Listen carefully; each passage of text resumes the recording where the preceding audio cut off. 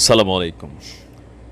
Doctor ইউনূসের যেই অন্তর্বর্তীকালীন সরকারের নীতি, সেই নীতিটা নিয়ে ইতিমধ্যে ধরেন খোলামেলা সমালোচনা না করলেও অনেকাংশেই সমালোচনা শুরু হয়েছে।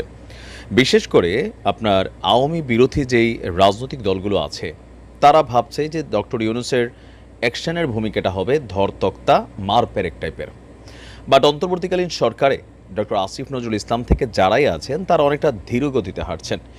কেউ কেউ বলছেন যে আওয়ামী লীগ নেতাদেরকে বাংলাদেশ থেকে পালিয়ে যেতেও সহযোগিতা করা হচ্ছে এই সরকারের পক্ষ থেকে।